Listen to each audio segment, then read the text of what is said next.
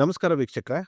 ನೋಡಿ, ಕಷ್ಟಪಟ್ಟು ಸಂಪಾದನೆ ಮಾಡಿ 50-60 ಲಕ್ಷ ರೂಪಾಯಿ ದುಡ್ಡು ಕೊಟ್ಬಿಟ್ಟು ಒಂದು ಸೈಟೋ, ಮನೆನೋ ಅಥವಾ ಅಗ್ರಿಕಲ್ಚರ್ ಲ್ಯಾಂಡೋ ಕೊಂಡ್ಕೊಂಡ್ರೆ, ಮಾರನೇ ದಿನ ಒಬ್ರು ಬಂದ್ಬಿಟ್ಟು ನೀವು ಕೊಂಡ್ಕೊಂಡಿರೋಂಥ ಆಸ್ತಿ ಮೇಲೆ ಕೋರ್ಟಲ್ಲಿ ಕೇಸ್ ನಡೀತಾ ಇದೆ ಅಂತ ಹೇಳಿದ್ರೆ ನಿಮ್ಗೇನು ಅನ್ಸುತ್ತೆ? ನಿಮ್ಮ ಪರಿಸ್ಥಿತಿ ಏನಾಗಿರುತ್ತೆ? ಹೌದು, ನಿಮ್ಮ ಹಣನೂ ಹೋಯ್ತು, ಪ್ರಾಪರ್ಟಿನೂ ಕೈಗೆ ಸಿಗ್ತಾ ಇಲ್ಲ, ಮತ್ತೆ ನಿಮ್ಮ ನೆಮ್ಮದಿನೂ ಹೋಗುತ್ತೆ. ಆಸ್ತಿ ಮೇಲೆ ಯಾವುದಾದ್ರೂ ಲಿಟಿಗೇಷನ್ನು ಅಥವಾ ಕೋರ್ಟ್ ಕೇಸ್ ಇದೆಯಾ ಅಂತೇಳಿ ಹೇಗೆ ನೀವು ಕಂಡುಹಿಡ್ಕೋಬೇಕು? ನೋಡಿ, ಇವತ್ತೊಂದು ಡಿಜಿಟಲ್ ಯುಗದಲ್ಲಿ ಇದೇನು ತುಂಬ ಕಷ್ಟದ ವಿಚಾರ ಅಲ್ಲ. ಕೆಲವೊಂದು ಮಾರ್ಗಗಳಿದಾವೆ. ಅವನ್ನ ಪಾಲಿಸಿದ್ರೆ ಅಟ್ಲೀಸ್ಟ್ 80-85% ಈ ಪ್ರಾಪರ್ಟಿ ಮೇಲೆ ಯಾವುದೇ ಲಿಟಿಗೇಷನ್ ಇಲ್ಲ ಅಂತೇಳಿ ನೀವು ಕನ್ಕ್ಲೂಡ್ ಮಾಡ್ಕೋಬೋದು. ಯಾಕೆ ನಾನು 100% ಅಂತ ಹೇಳ್ತಾ ಇಲ್ಲ, 85% ಅಂತೇಳಿ ಹೇಳ್ತಾ ಇದ್ದೀನಿ ಅಂತೇಳಿ ನಿಮ್ಗೆ ಈ ವಿಡಿಯೋ ಕೊನೆಯಲ್ಲಿ ಗೊತ್ತಾಗುತ್ತೆ. ಈಗ ಸದ್ಯಕ್ಕೆ 85% ಅಂತ ಇಟ್ಕೊಳ್ಳಿ, ನಿಮಗೆ ಕ್ಲಾರಿಟಿ ಸಿಕ್ಕುತ್ತೆ ಇದ್ರ ಬಗ್ಗೆ. ನೋಡಿ, ಮೊದಲನೇದಲ್ಲಿ ಫಸ್ಟ್ ಸ್ಟೇಜ್ನಲ್ಲಿ ನೀವೇನು ಮಾಡಬೇಕು ಅಂತ ಹೇಳಿದ್ರೆ, ಪ್ರಾಪರ್ಟಿ ತೊಗೊಳೋಕ್ಕಿಂತ ಮುಂಚೆ ಅಥವಾ ಕೊಂಡ್ಕೊಳ್ಳೋಕ್ಕಿಂತ ಮುಂಚೆ ಇ.ಸಿ ಋಣಭಾರನ ಚೆಕ್ ಮಾಡಬೇಕು. ಕಾವೇರಿ 2.0 ಅಂತೇಳಿ ಒಂದು ಪೋರ್ಟಲ್ ಇದೆ. 15ರಿಂದ ಒಂದು 20-25 ವರ್ಷದ್ದು ಇ.ಸಿ ಸಿಕ್ಕುತ್ತೆ. ತಕ್ಕೊಳ್ಳಿ, ಅದನ್ನು ಚೆಕ್ ಮಾಡಿ. ಇದರಲ್ಲಿ ಆಸ್ತಿ ಯಾರಿಂದ ಯಾರಿಗೆ ಟ್ರಾನ್ಸ್ಫರ್ ಆಗಿತ್ತು, ಯಾವ ವರ್ಷದಲ್ಲಾಗಿದೆ, ಈ ಎಲ್ಲ ಡೀಟೇಲ್ಸು ಇರುತ್ತೆ. ಮತ್ತು ಇದ್ರ ಜೊತೆಗೆ ಆ ಪ್ರಾಪರ್ಟಿ ಮೇಲೆ ಏನಾದರೂ ಬ್ಯಾಂಕ್ ಲೋನ್ ಇದೆಯಾ, ಅಥವಾ ಕೋರ್ಟ್ನಿಂದ ಏನಾದರೂ ಸ್ಟೇ ಆರ್ಡರ್ ಇದೆಯಾ, ಕೇಸ್ ನಡೀತಾ ಇದೆಯಾ ಈ ಪರ್ಟಿಕ್ಯುಲರ್ ಪ್ರಾಪರ್ಟಿ ಮೇಲೆ, ಇದೆಲ್ಲನೂ ಇ.ಸಿನಲ್ಲಿ ಗೊತ್ತಾಗುತ್ತೆ. ಮತ್ತು ಎರಡನೇ ಸ್ಟೇಜಲ್ಲಿ ಏನು ಮಾಡಬೇಕು ಅಂತ ಹೇಳಿದ್ರೆ, ಈ ಕೋರ್ಟ್ ಅಂತೇಳಿ ಒಂದು ವೆಬ್ಸೈಟ್ ಇದೆ. ಅಲ್ಲಿ ನಮ್ಮ ಕೋರ್ಟ್ಗಳಲ್ಲಿ ನಡೀತಿರೋಂಥ ಕೇಸ್ನ ಎಲ್ಲ ಡೀಟೇಲು ಅದ್ರಲ್ಲಿ ಸಿಕ್ಕುತ್ತೆ. ಸೊ ಆ ಪ್ರಾಪರ್ಟಿ ಯಾವ ಏರಿಯಾಗೆ ಸಂಬಂಧಪಟ್ಟಿದ್ದು ಅಂತೇಳಿ ಫಸ್ಟ್ ತಿಳ್ಕೊಂಡು, ಆ ಕೋರ್ಟ್ನಲ್ಲಿ ನೀವು ಸರ್ವೆ ನಂಬರು ಮತ್ತು ಓನರ್ ಹೆಸರನ್ನ ಯೂಸ್ ಮಾಡಿಕೊಂಡು ಸರ್ಚ್ ಮಾಡಿ, ನಿಮ್ಮ ಒಂದು ಪ್ರಾಪರ್ಟಿ ಮೇಲೆ ಏನಾದರೂ ಲಿಟಿಗೇಷನ್ ನಡೀತಾ ಇದೆಯಾ ಅಂತೇಳಿ ಚೆಕ್ ಮಾಡ್ಕೋಬೋದು. ಮತ್ತು ಮೂರನೇ ಇಂಪಾರ್ಟೆಂಟ್ ಸ್ಟೇಜ್ ಏನು ಅಂತ ಹೇಳಿದ್ರೆ, RTC ವೆರಿಫಿಕೇಶನ್ ಆಫ್ RTC ಅಂದರೆ ಪಾಣಿ ಅಂತ ಹೇಳ್ತೀವಲ್ಲ, ಎಕ್ಸಾಕ್ಟ್ಲಿ ಇದನ್ನು ಪಹಣಿ ಅಂತೇಳಿ ಕರೀತಾರೆ. ನಾನೀಗ ಆಡು ಭಾಷೆನಲ್ಲಿ ಪಾಣಿ ಅಂತಲೇ ಕರ್ಕೊಂಡ್ಬಂದಿರೋದು ನಮ್ಮ ರೂಢಿನಲ್ಲಿದೆ, ಹಂಗಾಗಿ ನಾನು ಸಹ ಪಾಣಿ ಅಂತಲೇ ಕರಿತೀನಿ. ಪಾಣಿ ಅಂದರೆ ತುಂಬ ಇಂಪಾರ್ಟೆಂಟ್ ಡಾಕ್ಯುಮೆಂಟ್ ಇದು. ನಿಮ್ಮ ಪ್ರಾಪರ್ಟಿ ಕಂಪ್ಲೀಟ್ ಡೀಟೇಲ್ಸ್ ಇರುತ್ತೆ ಅದರಲ್ಲಿ. ಅಂದರೆ ಯಾವ ಥರದ ಮಣ್ಣಿದೆ, ಓನರ್ ಯಾರು, ಉಳುಮೆ ಮಾಡ್ತಿರೋದು ಯಾರು, ಸರ್ವೆ ನಂಬರ್ ಏನಿದೆ, ಎಷ್ಟು ಎಕರೆ ಇದೆ, ಈ ಎಲ್ಲ ಡೀಟೇಲ್ಸು ಇರುತ್ತೆ. ಇಲ್ಲಿ ಇತರ ಹಕ್ಕುಗಳು ಅಂತೇಳಿ ಒಂದು ಕಾಲಮ್ ಇದೆ, ಅದರ್ ರೈಟ್ಸ್ ಅಂತೇಳಿ. ಈ ಕಾಲಮ್ನ ವೆರಿಫಿಕೇಶನ್ ಮಾಡೋದು ತುಂಬ ಇಂಪಾರ್ಟೆಂಟು.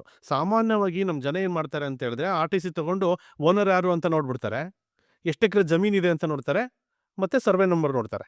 ಇದಿಷ್ಟು ಬಿಟ್ಟರೆ ಬೇರೆ ಯಾವುದಕ್ಕೂ ಫೋಕಸ್ ಮಾಡೋದೇ ಇಲ್ಲ ಅವರು. ಪಾಣಿನಲ್ಲಿ ತುಂಬ ಇಂಪಾರ್ಟೆಂಟ್ ಆಗಿರುವಂಥ ಮ್ಯಾಟ್ರುಗಳು ಚೆಕ್ ಮಾಡೋದು ಅಂತಂದರೆ, ಇತರ ಹಕ್ಕುಗಳು ಅದರ್ ರೈಟ್ಸ್ ಅಂತ ಒಂದು ಕಾಲಮ್ ಇದೆಯಲ್ಲ, ಆ ಕಾಲಮ್ನು ಸಹ ನೀವು ವೆರಿಫೈ ಮಾಡಲೇಬೇಕು. ಅಂದರೆ ಇಲ್ಲಿ ಈ ಪರ್ಟಿಕ್ಯುಲರ್ ಕಾಲಮ್ನಲ್ಲಿ ಏನಾದರೂ ಕೇಸ್ ನಡೀತಾ ಇದ್ದರೆ, ಆ ಪ್ರಾಪರ್ಟಿ ಮೇಲೆ ಏನಾದರೂ ಕೇಸ್ ನಡೀತಾ ಇದ್ದರೆ, ಆ ಡೀಟೇಲ್ಸು ಆ ಪರ್ಟಿಕ್ಯುಲರ್ ಕಾಲಮ್ನಲ್ಲಿ ಇರುತ್ತೆ. ನೀವು ಅದು ನೋಡ್ಬಿಟ್ಟು ಕನ್ಕ್ಲೂಡ್ ಮಾಡ್ಬೋದು, ದೇರ್ ಇಸ್ ಎನ್ ಕೇಸ್, ಅಂದರೆ ಯಾವ್ದಾದ್ರು ಕೇಸ್ ನಡೀತಾ ಇದೆ ಈ ಪರ್ಟಿಕ್ಯುಲರ್ ಲ್ಯಾಂಡ್ ಮೇಲೆ ಅಂತ ಹೇಳಿ ಗೊತ್ತಾಗುತ್ತೆ ನಿಮಗೆ. ನೋಡಿ, ಇದಕ್ಕೆ ಸಂಬಂಧಪಟ್ಟಂಗೆ ಇತ್ತೀಚೆಗೆ ಕರ್ನಾಟಕ ಹೈಕೋರ್ಟು ನ್ಯಾಯಮೂರ್ತಿಗಳಾದಂಥ ಸಚಿನ್ ಶಂಕರ್ ಮುಗದಂ ಅವರು ಒಂದು ಮಹತ್ವದ ತೀರ್ಪನ್ನು ಕೊಟ್ಟಿದ್ದಾರೆ.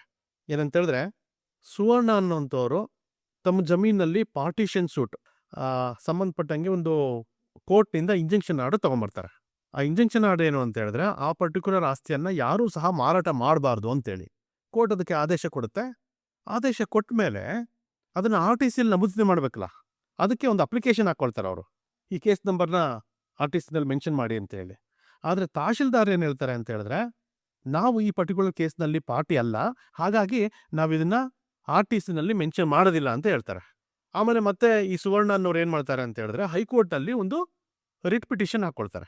ಮತ್ತು ಈಗ ನಮ್ಮ ಹಾನರಬಲ್ ಹೈಕೋರ್ಟ್ ಜಡ್ಜ್ ಏನಂತ ಹೇಳ್ತಾರೆ ಅಂತ ಹೇಳಿದ್ರೆ, ಏನು ಈ ತಹಶೀಲ್ದಾರ್ ತೊಗೊಂಡಿರುವಂಥ ಕ್ರಮ ಇದೆಯಲ್ಲ, not mentioning the case details in RTC, ಏನು ಪಾಣಿನಲ್ಲಿ ನಾವು ಈ ಕೇಸ್ನ ಡೀಟೇಲ್ನ ನಮೂದು ಮಾಡಲ್ಲ ಅಂತ ಹೇಳೇನು ತಹಶೀಲ್ದಾರ್ ಹೇಳಿದ್ರಲ್ಲ, ಅದನ್ನು ಕಟುವಾಗಿ ಟೀಕಿಸುತ್ತೆ ನಮ್ಮ ಹಾನರಬಲ್ ಕೋರ್ಟ್. ಸಿವಿಲ್ ಕೋರ್ಟು ನೀಡಿರುವಂಥ ಇಂಜೆಕ್ಷನ್ ಆರ್ಡರ್ ತುಂಬ ಇಂಪಾರ್ಟೆಂಟ್ ಆಗಿರುತ್ತೆ ಮತ್ತು ತುಂಬ ಸೀರಿಯಸ್ ಮ್ಯಾಟ್ರ್ ಇದು. ಆಸ್ತಿ ವಿವಾದದಲ್ಲಿದೆ, ಕೇಸ್ ನಡೀತಾ ಇದೆ ಅಂತೇಳಿ ಮೂರನೇ ವ್ಯಕ್ತಿಗೆ, ಅಂದರೆ ಪರ್ಚೇಸರ್ಗೆ ಹೇಗೆ ಗೊತ್ತಾಗಬೇಕು ಇದು? ಈ ಇನ್ಫಾರ್ಮೇಷನ್ನ ನೀವು RTCನಲ್ಲಿ ಮೆನ್ಷನ್ ಮಾಡದೇ ಇದ್ರೆ. ಹಾಗಾಗಿ ಈ ಕೇಸ್ನ ಇನ್ಫಾರ್ಮೇಷನ್ನ RTCನಲ್ಲಿ ದಾಖಲೆ ಮಾಡಲೇಬೇಕು ಅಂತೇಳಿ ಹೇಳುತ್ತೆ. ಮತ್ತು by the virtue of the law, ಅಂದರೆ section 127 of 1 of Karnataka land revenue ಆಕ್ಟ್ನಲ್ಲಿ ನಮ್ಮ ಕಾನೂನು ಕ್ಲಿಯರಾಗಿ ಹೇಳುತ್ತೆ, ಇಂಥ ಒಂದು ಆದೇಶಗಳಿದ್ರೆ ಪಾಣಿನಲ್ಲಿ ಇದನ್ನು ಇತರ ಹಕ್ಕುಗಳ ಕಾಲಮ್ನಲ್ಲಿ ದಾಖಲಿಸಲೇಬೇಕು, ಇದು ಕಡ್ಡಾಯ ಅಂತೇಳಿ ಹೇಳುತ್ತೆ. ಆದರೆ ತಹಶೀಲ್ದಾರ್ ಅವರು ಇದನ್ನೆಲ್ಲ ಗಾಳಿಗೆ ತೂರ್ಬಿಟ್ಟು ಅವ್ರದ್ದೇ ಮನಸೋ ಇಚ್ಛೆ ಬಂದಂಗೆ ಈ ಸುವರ್ಣನವ್ರಿಗೆ ಹೇಳಿ ಕಳಿಸ್ತಾರೆ. ಅದನ್ನು ತೀವ್ರವಾಗಿ ಹೈಕೋರ್ಟ್ ಖಂಡಿಸುತ್ತೆ. ಮತ್ತು ತನ್ನ ತೀರ್ಪಿನಲ್ಲಿ Manjunath versus state of Karnataka ಅಂತೇಳಿ ಒಂದು ಈ ಹಿಂದಿನ ಕೇಸು 2020 ಇಸ್ವಿನಲ್ಲಿ ನಡೆದಂಥ ಈ ಪ್ರಕರಣದ ಕೇಸನ್ನು ದಾಖಲೆ ಮಾಡಿ ಉಲ್ಲೇಖಿಸಿ RTCನಲ್ಲಿ ಕೇಸ್ ಡೀಟೇಲ್ನ ಎಂಟ್ರಿ ಆಗಲೇಬೇಕು ಅಂತೇಳಿ ಜಜ್ಮೆಂಟ್ ಪಾಸ್ ಮಾಡೋದು. ಅಷ್ಟು ಇಂಪಾರ್ಟೆನ್ಸ್ ಇದೆ. ಏನೋ ಒಂದು ಕೇಸ್ ನಡೀತಾ ಇದೆ ಅಂತ ಹೇಳಿದ್ರೆ RTCನಲ್ಲಿ ಮೆನ್ಷನ್ ಮಾಡೋದು ಅಷ್ಟು ಇಂಪಾರ್ಟೆಂಟ್ ಆಗಿರುತ್ತೆ. ಹೀಗೆ ನೀವು RTCನ ನೀವು ವೆರಿಫೈ ಮಾಡಲೇಬೇಕು ಪ್ರಾಪರ್ಟಿ ಪರ್ಚೇಸ್ ಮಾಡೋಕ್ಕಿಂತ ಮುಂಚೆ. ಮತ್ತು ನೆಕ್ಸ್ಟ್ ಸ್ಟೇಜಲ್ಲಿ ಏನು ಮಾಡಬೇಕು ಅಂತ ಹೇಳಿದ್ರೆ, ಇವೆಲ್ಲ ಪೇಪರ್ನ ದಾಖಲಾತಿಗಳು. ಇದುವರೆಗೂ ಹೇಳಿದ್ದನ್ನು ಪೇಪರ್ನಲ್ಲಿ ನೀವು ಆ ಡಾಕ್ಯುಮೆಂಟ್ನ ತೆಗೆಸ್ಬಿಟ್ಟು ನೋಡಿದ್ರೆ ಗೊತ್ತಾಗೋಂಥವು. ಇನ್ನೊಂದು next important, very very important stage ಏನು ಅಂತ ಹೇಳಿದ್ರೆ, ನೀವೊಂದು ಆ ಪ್ರಾಪರ್ಟಿ ಸ್ಥಳೀಯರು ಇರ್ತಾರಲ್ಲ, ಆ ಪ್ರಾಪರ್ಟಿ ಎಲ್ಲಿರುತ್ತಲ್ಲ ಅಲ್ಲಿ ಅಕ್ಕಪಕ್ಕದ ಪ್ರಾಪರ್ಟಿ ಓನರ್ಗಳಿರ್ತಾರಲ್ಲ, ಅವ್ರ ಹತ್ರ ಮಾತಾಡ್ಬೇಕು ನೀವು. Whether is there any case is going on that particular property ಅಂತ ಹೇಳಿ ಅಲ್ಲಿ ತುಂಬ ಇನ್ಫಾರ್ಮೇಷನ್ ಕಲೆಕ್ಟ್ ಮಾಡ್ಕೊಬೋದು. ನೀವು ಅದನ್ನು ಮಾಡಲೇಬೇಕು. ಪೇಪರ್ನಲ್ಲಿ ನಾನು ಹೇಳ್ತೀನಿ ಮುಂದೆ, ಪೇಪರ್ನಲ್ಲಿ ಕೆಲವೊಂದು ಲೋಪದೋಷಗಳಿರ್ಬೋದು. ಅದನ್ನು ಓವರ್ಕಮ್ ಮಾಡಬೇಕು ಅಂತ ಹೇಳಿದ್ರೆ ನೀವು ಸುತ್ತಮುತ್ತ ಜನರನ್ನು ಒಂದ್ಸಲಿ ವಿಚಾರಿಸಿ ಆಮೇಲೆ ಪ್ರಾಪರ್ಟಿ ತೊಗೊಳ್ಳೋದು ತುಂಬ ಒಳ್ಳೆಯದು. ಮತ್ತು ಇಷ್ಟೆಲ್ಲ ವೆರಿಫೈ ಮಾಡಿಕೊಂಡು ಮತ್ತು ಅಕ್ಕಪಕ್ಕದವರಿಗೆಲ್ಲ ವಿಚಾರಿಸಿ ಆದ್ಮೇಲೂ ಸಹ ಒಂದು ಪೇಪರ್ನಲ್ಲಿ ನೀವು ಪರ್ಚೇಸ್ ಮಾಡೋದಕ್ಕಿಂತ ಮುಂಚೆ ಒಂದು ನೋಟಿಸ್ ಕೊಡಿ. ನಾವು ಇಂಥ ಒಂದು ಪ್ರಾಪರ್ಟಿನ ಕೊಂಡ್ಕೊತಾ ಇದ್ದೀವಿ, ಏನಾದರೂ ಕೇಸ್ ಇದ್ದರೆ ಅಥವಾ ನಿಮ್ದು ಏನಾದ್ರು ಯಾರ್ದಾದ್ರೂ ಅಬ್ಜೆಕ್ಷನ್ ಇದ್ದರೆ ಈ ಪರ್ಟಿಕ್ಯುಲರ್ ನಂಬರ್ಗೆ ಅಥವಾ ಈ ಅಡ್ರೆಸ್ಗೆ ಬಂದ್ಬಿಟ್ಟು ಕಾಂಟ್ಯಾಕ್ಟ್ ಮಾಡ್ಬೋದು ಅಂತೇಳಿ ಒಂದು ನೋಟಿಸ್ನ ಕಳಿಸಿ.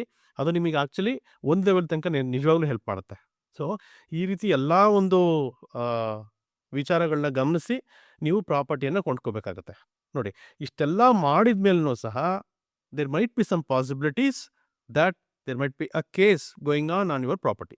ಹೌದು, ಇಷ್ಟೆಲ್ಲ ಮಾಡಿದರೂ ಸಹ ಒಂದು ಸ್ವಲ್ಪ ಭಯ ಇದ್ದೇ ಇರುತ್ತೆ. ಪ್ರಾಪರ್ಟಿ ಮೇಲೆ ಲಿಟಿಗೇಷನ್ ಇರ್ಬೋದು ಅಂತೇಳಿ ಅದಕ್ಕೆ ನಾನು ಹೇಳಿದ್ದು 85% ಮಾತ್ರ ಅಶ್ಯೂರೆನ್ಸ್ ಕೊಟ್ಟಿದ್ದು. ಅದಕ್ಕೆ ನಾನು 15% ಇಸ್ ಸ್ಟಿಲ್ ಲ್ಯಾಗಿಂಗ್. ಯಾಕೆ ಅಂತ ಹೇಳಿದರೆ, ನೋಡಿ, ಕೋರ್ಟ್ ಆರ್ಡ್ರ್ ಬರುತ್ತೆ.